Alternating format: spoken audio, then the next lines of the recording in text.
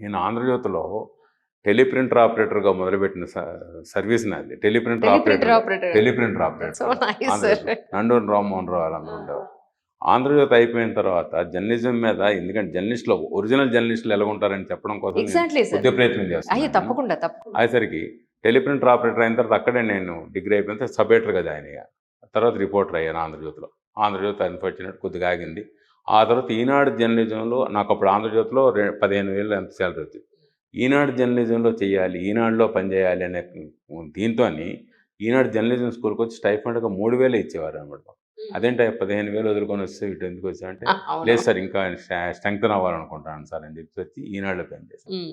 Job satisfaction ఎలా ఉంటదంటే, ఈనాడులోకి వచ్చిన తర్వాత నేను డెస్క్‌లోకి వచ్చాను, సిటీ డెస్క్‌లో. ఇది ముషీరాబాద్‌లో ఒక కల్లు కాంపౌండ్ ఉండేదనమాట. కల్లు కాంపౌండ్‌కి ఆనుకొని ఒక మూగవాళ్ళు కొద్దిగా గుడిసెలేసుకొని, హట్స్ ఏసుకొని ఉన్నారనమాట వాళ్ళు. ఓకే. వాళ్ళకి ఆ కాంపౌండ్‌కి తర్వాత అది వైన్ షాప్ అయింది. తర్వాత అక్కడనమాట వాళ్ళని తీసేయాలి వాళ్ళు. ఆళ్ళకి వేవ్ ఉండదని వాళ్ళని తీసేశారనమాట. గుడిసెలని తీసేశారనమాట. మగవాళ్ళు ఎవరితోని చెప్పుకోలేరు. అప్పుడనమాట ఈ గుడిసె పోయిందని, నివాసం పోయిందని మూగ వేదన అని చెప్పి ఒక వార్త రాశాను. ఓహ్! ఆ రిపోర్టర్ ఏదో మామూలుగా వార్త రాసాడనమాట ఇట్లా. తర్వాత నేను అక్కడికి ఇమ్మీడియేట్‌గా ఎళ్ళాను నేను. ఎళ్ళి అక్కడ పరిస్థితినంతా చూసి వాళ్ళతోని మాట్లాడి, మామూలుగా అక్కడున్న వాళ్ళతోని మాట్లాడితే మూగ వేదన అని వార్త రాశాను. రాసిన తర్వాత వెంటనే నాయని నరసింహారెడ్డి అప్పుడు ఎమ్మెల్యేగా ఉండేవారు. హ్మ్. నాయని నరసింహారెడ్డి ఎళ్ళాడు. చూసాడు. చూసిన తర్వాత డాక్టర్ కె. లక్ష్మణ్ తర్వాత ఎళ్ళారనమాట. ఎళ్ళి ఇవన్నీ చూసుకొని మొత్తం వీళ్ళందరూ మళ్ళీ ఏం చెప్పారు, వాళ్ళేం చెప్పారు. చెప్పిన తర్వాత మళ్ళీ 2, 3 రోజులు అయిన తర్వాత, వారం రోజుల తర్వాత ఏమి కాలేదని చెప్పి నాయకులెళ్ళారు, హ్మ్. చూసారు. కానీ ఫలితం లేదని చెప్పేసి మళ్ళీ వార్త రాశారు. వెంటనే ఇమ్మీడియేట్‌గా నాయన నరసింహారెడ్డి వాళ్ళతోని మాట్లాడి వాళ్ళకి మళ్ళీ షెల్టర్ ఏపించారనమాట. మామూలు చిన్న రేకుల షెడ్ లాంటిదేసి మధ్యలో స్లాబ్ ఏసి మా రూమ్ కట్టించారు. దాని తర్వాత గృహప్రవేశానికి ఆళ్ళొచ్చి పిలిచారాళ్ళు. ఆ! వాళ్ళక్కడ లోకల్ రిపోర్టర్‌ని పట్టుకొని ఈనాడు ఆఫీస్‌కొచ్చి పిలిచి, తీసుకొనెళ్ళి గృహప్రవేశానికి తీసుకెళ్తే, మీ వల్ల అంత మంచి విషయం జరిగింది వాళ్ళకి. ఇట్లా కొన్ని కొన్ని జాబ్ సాటిస్ఫై ఇలాంటివి ఎన్నో ఉంటాయన్నమాట. ఎవరికైనా స్కాలర్‌షిప్ రావట్లేదని, ఆ తర్వాత ఆరోగ్యం బాలేదని, ఇట్లాంటివి అనేకమైనవి చేస్తుంటాం. ఈ యొక్క ఈ జర్నలిజం ఇలాగుండాలే గానీ, ఎట్టి పరిస్థితుల్లోనూ ప్రాంతీయ భేదాలు, దేశాల భేదాలు, ఎక్కడ సమస్య అయినా మనం సమస్య రాసుంటాం. అందుగురించి అవి కొంతవరకు ఉద్యమ సమయంలో కొద్దిగా ఉన్నప్పటికి కూడా, తర్వాత అవన్నీ సద్దుమణిగిపోయినాయి యెస్ మేడం. సార్. ఇప్పుడు అలాంటివేమీ లేవు. జర్నలిస్టులుగా జర్నలిస్ట్‌గా ఉండాలంతే. జర్నలిస్టులుగానే ఉండాలంతే. ప్రపంచ సమస్యలన్నీ వాడి సమస్యలుగా చూసుకొని ఫీలయ్యి, మనం ప్రపంచానికి ఎంతో ఉపయోగపడేటట్టు చేయాలనేదే జర్నలిజం గాని, ఆ భేదాభిప్రాయాలు లేవనడానికి నేను ప్రెస్ క్లబ్ ఉపాధ్యక్షుడిగా గెలిసా, ప్రెసిడెంట్‌గా గెలిసా, ప్రెసిడెంట్‌గా ఇప్పుడు చేస్తున్నాను. ఇవన్నీ నన్ను ఆదరించారు గదా! అందు గురించి ఆ భేదాభిప్రాయాలు లేవు మేడం. నిజమండి. కానీ సార్ ఇటు జర్నలిస్ట్ అసోసియేషన్‌లో కానీ, ప్రెస్ క్లబ్ మెంబర్స్‌లో కానీ, ఆల్ ఓవర్‌గా మీడియాలో పనిచేసే ప్రతి ఒక్కళ్ళకి కూడా చాలా రకాలైన రిఫార్మ్స్ జరగాలేమో అని అనిపిస్తూ ఉంటుంది. వీళ్ళందరినీ ఒక తాటి మీదకి తీసుకురావడం ఒక ఎత్తు. అలాగే వీళ్ళకి వీళ్ళ హెల్త్, వీళ్ళలో ఉండే ఎథికల్ ప్రాక్టీస్ వీటన్నింటిని కూడా పట్టించుకోగలిగే ఒక వ్యవస్థ, పటిష్టమైన వ్యవస్థని రెడీ చేస్తే బావుంటుందేమో అని నేను అనుకుంటున్నాను సార్ యాస్ ఎ జర్నలిస్ట్. అంటే ఇది ఆల్రెడీ ఉంది మేడం సిస్టమ్. ఇప్పుడు యూనియన్స్ చాలా మటుకు కొద్దిగా ఈ విషయంలో తమ పాత్ర పోషించినాయి. హ్మ్. హెల్త్ విషయంలో హెల్త్ కార్డ్స్ తీసుకురావడంలో యూనియన్‌ది చాలా పెద్ద పాత్ర. రాజశేఖర్ రెడ్డి గారు ఉన్నప్పుడు ఫ్రీ హెల్త్ ట్రీట్మెంట్ కింద అసలు ఆరోగ్యశ్రీ కార్డ్స్ ఇప్పియడము, అప్పుడు ప్రాసెస్ స్టార్ట్ అయింది. అంతకుముందు ముఖ్యమంత్రి ఉన్నప్పుడు కూడా ఏందంటే జర్నలిస్టులకు జరిగితే వాళ్ళు ముఖ్యమంత్రి ఆఫీస్ నుంచి కానీ, మినిస్టర్ ఆఫీస్ నుంచి కానీ వెళ్ళే బట్ ఒక ఇన్స్టిట్యూషనలైజ్డ్ సిస్టమ్ లేదప్పుడు. హ్మ్. రాజశేఖర రెడ్డి గారు వచ్చిన తర్వాత యూనియన్స్ అని మాట్లాడిన తర్వాత హెల్త్ విషయంలో కొద్ది గొప్ప ప్రయత్నం జరిగింది. బట్ సమ్‌హౌ ఆ తర్వాత మళ్ళీ తెలంగాణ వచ్చినాక కేసీఆర్ గారు కూడా ఫ్రీ హెల్త్ స్కీమ్ అని ఒకటి తెచ్చినారు. ఈహెచ్ఎస్ అని జర్నలిస్టులు అండ్ ఎంప్లాయీస్ని కలిపి ఒక స్కీమ్ పెట్టినారు. హ్మ్. బట్ సమ్‌హౌ అది ఏంటంటే రకరకాలుగా ఇష్యూస్తో అది కూడా కొద్దిగా డైల్యూట్ అయింది. సో ఇప్పుడు ఉన్న ముఖ్యమంత్రి గారు కూడా మేము అడిగినప్పుడు చెప్పిన డెఫినెట్గా మేము చేస్తాం. అంటే ఆల్రెడీ సిస్టమ్ ఉంది, యాహ్! దాన్ని సమ్‌హౌ కొద్దిగా స్ట్రెంథెన్ చేయాల్సింది. ఇది కాకుండా మీరన్నట్టు ప్లాట్‌ఫామ్‌గా ఎథికల్ ప్రాక్టీసెస్, ప్రొఫెషనలిజం దాని గురించి తెలంగాణ మీడియా అకాడమీ కూడా ఒక పెద్ద సంస్థ మేడం అది. హ్మ్. మీడియా అకాడమీ ట్రైనింగ్ ప్రోగ్రామ్స్ నిర్వహిస్తుంది మీకు. అంటే వార్తలు ఎట్లా రాయాలి, వార్తలు ఎట్లా కవర్ చేయాలని రూరల్ ఏరియాస్లో కూడా నేను కూడా చాలా కొన్ని వాటికి పోయి నేను లెక్చర్స్ ఇచ్చి వచ్చినాను. తర్వాత పిఐబి వాళ్ళు కూడా రెగ్యులర్‌గా చేస్తారు. హ్మ్. సో నా వెంట్ టు సెవెరల్ పిఐబి అంటే వాళ్ళందరూ జర్నలిస్ట్‌ని పిలిచి వార్తల గురించి, ట్రెండ్స్ గురించి ఎట్లా రాయాలి, ఎట్లా మనం యూజ్ చేసుకోవాలి, సోషల్ మీడియాలో వస్తున్న ట్రెండ్స్ని మనం ఎట్లా పాజిటివ్గా మీడియాలో హైలైట్ చేయొచ్చు, ఇవన్నీ కూడా ఈ ప్రయత్నం జరుగుతుంది. Yes sir. కాకపోతే చాలామంది మీరు అన్నట్టు చాలామందికి తెలియదు. బట్ ఇప్పుడు మళ్ళీ మీడియా అకాడమీ వాళ్ళు I think they are still reviving now, they are reviving that practice, going to journalist, వాళ్ళకి ట్రైనింగ్ ఇవ్వడము. అండ్ ఐ థింక్ ఇన్ని రోజులు ప్రొఫెషనల్ వాటి మీద ఎక్కువగా ఫోకస్ ఉండేది. బట్ ఐ థింక్ నా ఎథికల్ వాల్యూస్ మీద కూడా డెఫినెట్గా ట్రైన్, అంటే మీరు 100 మందిని ట్రైన్ చేస్తే ఒక 20 మంది అయినా కూడా చేంజ్ అవుతారు మేడం. చేంజ్ అనేది 20 మంది కాకపోతే, so I think that it has to be constant effort. Already ఉన్న ఈ ప్రెస్ క్లబ్ గురించి మేము చెప్పినాను ఇందాక, అమెరికన్ కాన్సులేట్తోని, బ్రిటిష్ కౌన్సిల్తోని కూడా మేము రెగ్యులర్గా ఇక్కడ మీటింగ్స్ పెడతాం. ట్రెండ్స్ మీడియా ఎట్లా వాటిని మీరు యూజ్ చేసుకోవచ్చు, ఫేక్ న్యూస్ మీద చాలా పెద్దది పెట్టినాం. ఇప్పుడు ఎవరైనా మీ దగ్గరికి ఒక ఫేక్ న్యూస్ పట్టుకొని, ఇదిగోండి ఇలా స్ప్రెడ్ చేస్తున్నారు పర్టికులర్ పర్సన్స్ లేదా పర్టికులర్ మీడియా హౌస్ అనేది వస్తే, నిజంగా సొసైటీ పాయింట్ ఆఫ్ వ్యూలో, మన సొసైటీకి ఏదైనా చేయాలన్న పాయింట్ ఆఫ్ వ్యూలో మీరు రెస్పాండ్ అయ్యే అవకాశం ఉందా?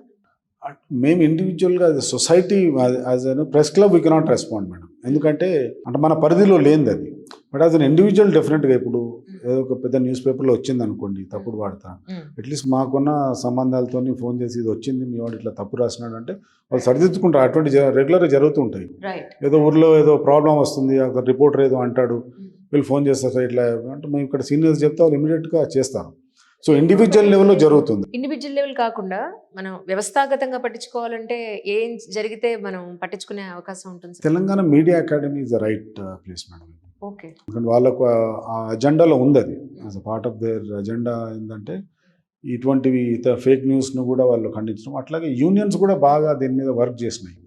ఫేక్ న్యూస్ను ఎట్లా అరికట్టాలి, సో జర్నలిస్టుల మీద వస్తున్న అభియోగాలు, వీటిని మనం అభియోగాలు అరెస్టల్ పాయింట్ ఆఫ్ వ్యూలో మనం ఎంతవరకు రెస్పాండ్ అవ్వగలిగే అవకాశం ఉంటుంది సార్ జనరల్గా? ఇవ్వచ్చు మేడం, అంటే మనం ఖండించవచ్చు. అంటే ఇప్పుడు నిజంగా ఒక జర్నలిస్ట్కు ఏమైనా జరిగితే మేము చాలా చేస్తాం. ఎట్లా ఇప్పుడు ఢిల్లీలో గుర్తుంటే ఒకసారి న్యాయవాదులు అడ్వకేట్స్ అండ్ జర్నలిస్ట్ బాగా కొడితే we held a huge rally and అక్కడ సెమినార్ పెట్టి వీ కండెమ్. సో ఈ రెగ్యులర్గా దేశంలో ఎక్కడైనా, మన దగ్గర ఎక్కడైనా కూడా మేము అవి రెగ్యులర్గా అవుతుంటాయి. అది మ్యాటర్ ఆఫ్ ఫ్యాక్ట్ జరుగుతుంటాయి. బట్ నౌ మీరు అన్నట్టు ఇప్పుడు కొద్దిగా చాలా సెన్సిటివ్ అయిపోయింది మేడం ఇది. జర్నలిస్టులు అరెస్ట్ చేస్తే మనం ఎట్లా రెస్పాండ్ అవ్వాలి, అసలు ఫస్ట్ ఆఫ్ ఆల్ జర్నలిస్ట్లా కాదా అనే దగ్గరే ఓ పెద్ద ఫిల్ట్రేషన్, ఇది ఒక ఇష్యూ వస్తుంది. ఇప్పుడు యూట్యూబ్లో బూతులు తిట్టే జర్నలిస్టులు ఉన్నారు. అంటే జర్నలిస్టులు అనలేము, యూట్యూబర్స్. బట్ మీలాంటి వాళ్ళు కూడా యూట్యూబ్ని యూజ్ చేసి పాజిటివ్గా చాలా ప్రోగ్రామ్స్ మీరు చేస్తున్నారు. ఇన్ని ఇంటర్వ్యూస్ చేస్తారు ఇంతమంది మీరు. మేము ఎక్కడ మీ దగ్గర మీ దాంట్లో బూతున్నాం అయినా కూడా you still people recognise you, మీ ప్రోగ్రామ్స్ చూస్తారు. అంటే నెగటివిటీ ఒకటే కాదు, పాజిటివిటీ నుంచి కూడా you can build up a career in journalism అనేది మీలాంటి వాళ్ళు చెప్పగలుగుతున్నారు. సో ఇప్పుడు మీలాంటి వాళ్ళని అయినప్పుడు డెఫినెట్గా మేము క్వశ్చన్ చేస్తారు కూడా. బట్ ప్రాబ్లం ఏంటంటే ఎవరైతే అబ్యూజివ్ వర్డ్స్ యూజ్ చేసి, which is not practice of journalism. So journalism that నార్మ్స్లో కూడా లేని దాన్ని మీరు జర్నలిజంగా just because you have a medium to say that దాన్ని మీరు చేస్తే మాత్రం ఐ డోంట్ థింక్. మొన్న 2 ఉమెన్ యూట్యూబర్స్ అరెస్ట్ అయినప్పుడు కూడా చాలామంది జర్నలిస్ట్ సంఘాలు కూడా స్పందించలేదు. ఇంతకుముందు ఉన్న గవర్నమెంట్లో కూడా అడుగుతూ ఉండే, మీరు ఆ యూట్యూబర్ వాళ్ళు తిడుతుంటే మీరెందుకు స్పందించరు అని. అంటే first of all sir, YouTubers are journalist or not అనేది ఇంకా ఎక్కడ లేదు. మీరు గవర్నమెంట్గా మీరు రికగ్నైజ్ చేయలేదు, చట్టాలు లేవు, ఎక్కడ రికగ్నైజ్. సో మేము ఎట్లా చెప్పగలుగుతాం మీరని.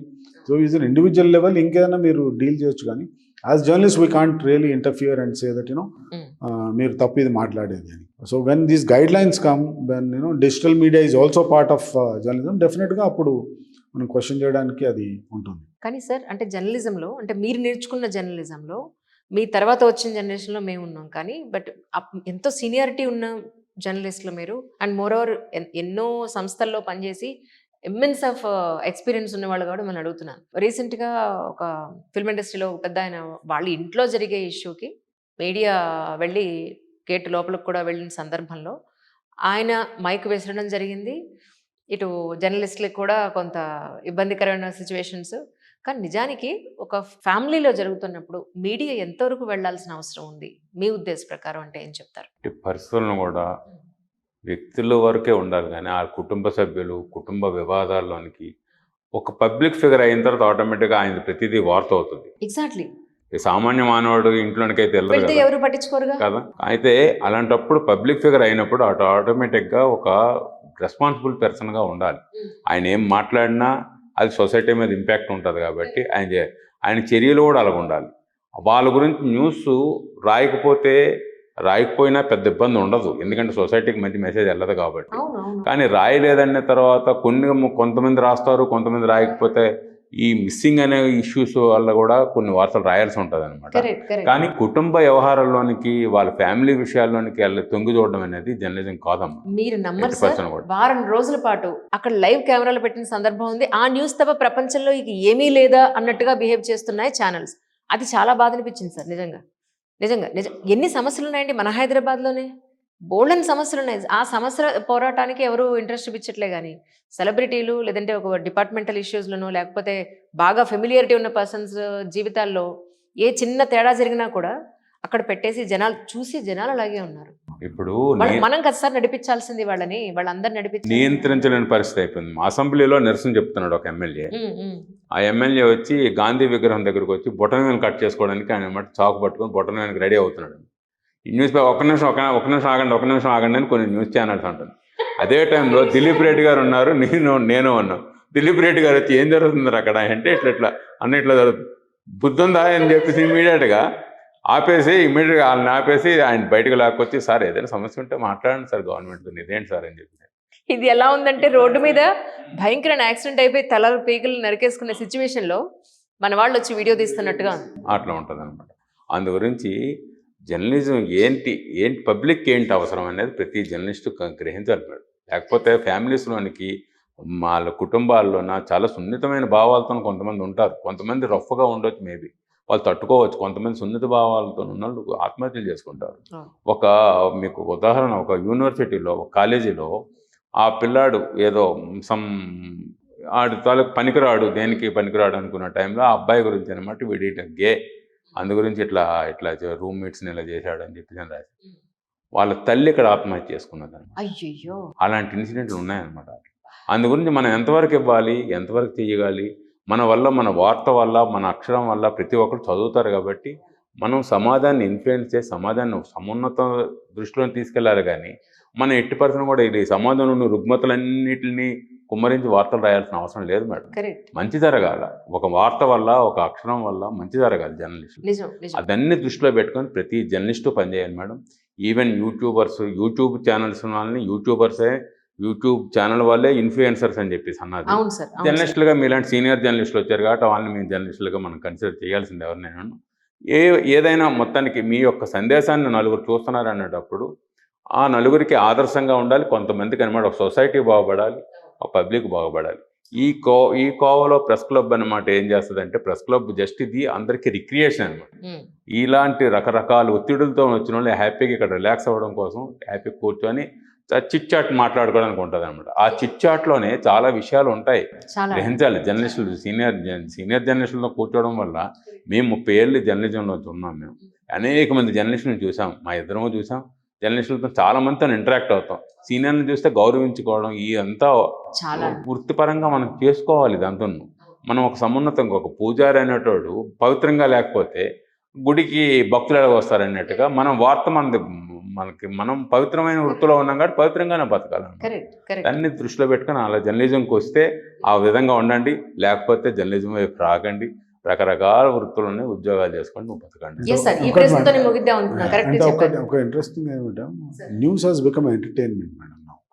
సో మీరు అన్నదానికి ఒక యాక్టర్ ఇంటి దగ్గర అంత చేయాల్సిన అవసరం ఉందా అంటే, unfortunately digital medium, electronic media వచ్చినాక news has become entertainment. It's no more that sanctity news కు కొద్దిగా తగ్గింది. I'm not saying that channels are also doing a good job, చాలా గుడ్ థింగ్ చేస్తున్నారు కాబట్టి. బట్ ఇటువంటివి కూడా ఏంటంటే, మీరు ఆ పరిధి ఏంది, అసలు మనం ఏం కవర్ చేయాలా అంటే, ఒకటి మనం ఆయన ఇంటి బయట వరకు మనం కవర్ చేసాం, ఇంటి లోపలికి మనం మాత్రం వెళ్ళడానికి ఏ విధంగా మనకు అర్హత లేదు. అదే జర్నలిస్ట్ అంటే మీరు ఎథికల్గా చూసినా, ప్రొఫెషనల్గా చూసినా, you can't enter in to any once house. ఆయన ఇంటి బయట వచ్చేమన్నా చేస్తే డెఫినెట్గా you can show it. But since is a public figure, దానికి ఒక యాక్సెప్టబిలిటీ ఉంటుంది కాబట్టి చూస్తారు.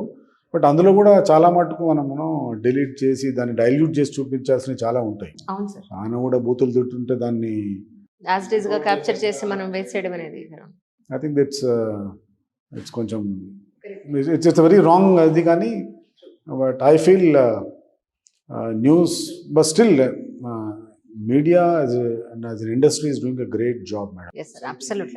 మొన్న కోవిడ్ లో చూడండి సార్, కోవిడ్ ఫెంటాస్టిక్ జాబ్. ఏదైనా ఒక పాండమిక్ సిచ్యువేషన్స్ వస్తున్నాయి లేదా న్యాచురల్ కెలామిటీస్ వస్తున్నాయి, ఎంతో ధైర్యంగా వాళ్ళ జీవితాలను పణంగా పెట్టి ఎంతో దూరం వెళ్ళి ఆ వార్తను తీసుకొచ్చి అందరికీ తెలియజేస్తాం. అది చాలా tremendous job actually what we are doing. సిన్సియర్గా చేసేవాళ్ళం. అన్ని వ్యవస్థలు ఇంటికి పరిమితమైనవి, కానీ జర్నలిజం ఇంటికి పరిమితం అవ్వాలి. ఎగ్జాక్ట్లీ సార్, 24/7 వీఆర్ రెడీ అన్నట్టు ఉండాలి. అబ్సల్యూట్లీ. సో అందుకని ఈ వైద్యం అందకపోతే వైద్యం అందలేదన్నాం, వైద్యం అందితే పలానా దగ్గర వైద్యం బాగున్నది అని చెప్పేసాం. ఈ మెడిసిన్స్ వచ్చాయి, ఈ మెడిసిన్స్ వాడితే బాగుంటుంది, ఇట్లా బతికితే బాగుంటుంది, ఇట్లా లైఫ్లో స్టైల్ మార్చుకోండి, ఇన్ని జాగ్రత్తలు చెప్పింది ఈ జర్నలిజం. సో దట్ ఈ జర్నలిజం పవిత్రమైనది మేడం. ఈ జర్నలిజాన్ని కాపాడాల్సిన బాధ్యత ప్రతి ఒక్కరి మీద ఉన్నది.